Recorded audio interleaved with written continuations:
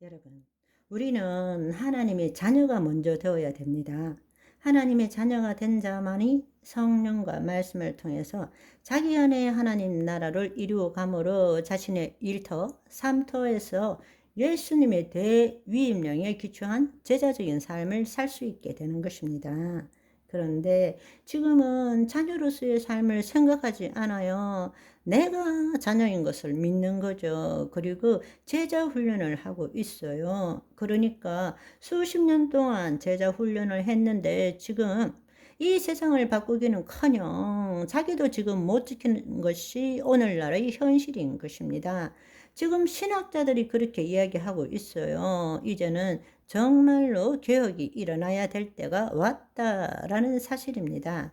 우리가 지금 살아가면서도 깨어서 여전히 시험에 들지 말게 하옵시며, 하와일 때는 마귀가 와서 시험을 했고 예수님은 성령 충만함을 받고 시험을 받으러 가셨고, 지금 우리는 다시 하와와 똑같이 마귀들이 우는 사자처럼 하늘 보좌에 있었던 모든 마귀와 쫄개들이 이 땅에 다 쫓겨 내려와서 크게 분노해서 틈만 나면 우리를 도둑질하기 위해서 늘 우리를 시험하고 있는 것입니다. 그럴 때 어떻게 해야 됩니까?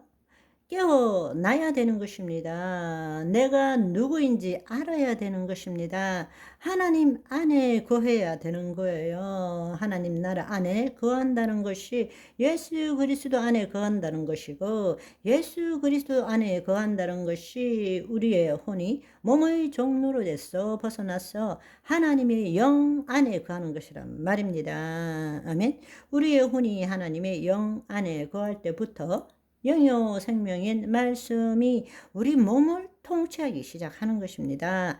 타락이라는 것은 혼의 타락이 먼저 일어났습니다. 그 결과로서 우리 존재가 우리 본래의 존재를 잃어버린 것입니다. 그러니까 예수님께서 이 땅에 오신 이유는 다시 한번 혼의 타락에서 회복시킬 수 있는 기회를 준 것이죠. 그런데 더 놀라운 사실은 우리는 예수 그리스도 안에서 그 일을 하는 것입니다. 내 스스로 하는 것이 아니라. 그래서 예수님이 우리 안에 오신 이유는 우리 몸이 죄를 짓는 줄 알기 때문에, 그래서 주신 것이 무엇입니까? 말씀입니다. 그래서 주신 것이 말씀이라고. 말씀은 우리가 이미 하나님의 영 안에 있는 자에게 준 것이 말씀이에요. 우리는 그런데 그 말씀을 가지고 판단받고 정죄받고 있어요. 주체가 누구냐?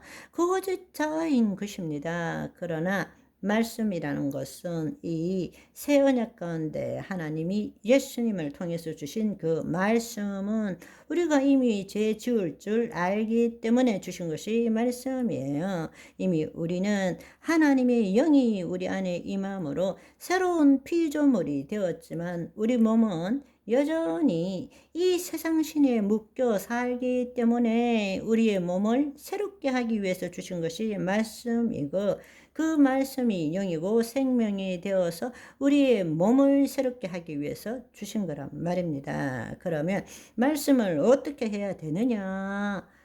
말씀을 심어야 되는 것입니다. 심은 대로 거두기 때문에 어디에 심어야 되느냐? 머리에 심는 것이 아니라 우리의 심중에 심어야 되는 거예요. 지식과 정보는 내 생각은 머리에 심겨지지 심중에 심겨지지 않아요. 심중은 오직 성령님을 통해서 영요 생명인 말씀만이 우리 심중에 심기는 것입니다. 심어야 거두는 거예요. 믿어야 이루어지는 거예요. 그런데 우리는 지금 어떻게 살아요? 말씀을 지키고 행하려고 살아요. 우리가 새 언약 속에 살고 있다고 말하지만 여전히 그 말씀을 지키고 행하려고 애쓰는 것입니다. 여러분, 율법은 믿어야 됩니까? 행해야 됩니까? 율법을 믿는 사람이 있어요? 그런데 왜 새 언약인 말씀을 주셨겠어요?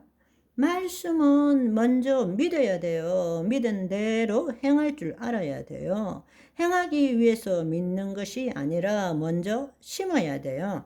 심은 다음에 찾고 두드리고 구하고 그렇게 행하는 것입니다. 우리는 보는 대로 행하는 것이 아니라 믿는 대로 행한다는 것이 바로 그 뜻입니다. 아멘. 야고보서 4장 7절 8절을 한번 보시면 그런즉 너희는 하나님께 복종할지어다 마귀를 대적하라 그리하면 너희를 피하리라. 이때 하나님께 복종한다는 것은 뭔가 하면 우리의 혼이 하나님의 영 안에 거한다. 다른 말로 그리스도 안에 거한다.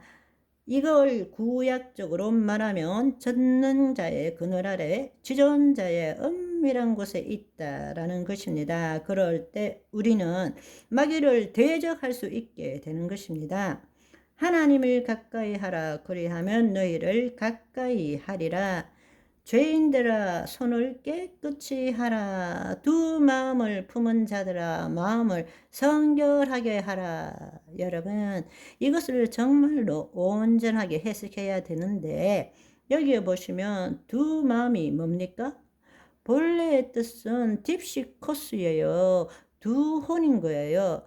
두 혼을 품은 자들아 왔다 갔다 하는 자들 뭐뭐의 종노릇 했다가 하나님 영 안에 거했다가 왔다 갔다 두 마음을 품은 자는 하나님께 아무것도 얻지 못한다고 야고보서 1장 8절에도 동일하게 이야기하고 있습니다. 두 마음을 품은 자들아 마음은 이때 마음이 아니라 심중입니다. 심중을 성결하게 하라. 왜? 심은 대로 우리는 말하고 마음에 가득한 대로 말하고 믿은 대로 행하는 것이 그것이 어디에 있느냐? 심중이라는 이야기입니다. 그러니까 그 심중을 깨끗하게 하지 않으면 소위 말하면 오늘날 의미로 표현하면 우리의 잠재의식 안에 들어있는 것을 깨끗하게 하지 않으면 아무리 머리로 신앙생활을 해도 그 사람의 삶은 자신의 잠재의식에 들어있는 대로 살 수밖에 없다라는 이야기입니다. 아멘. 오늘은 여기까지. 바이바이.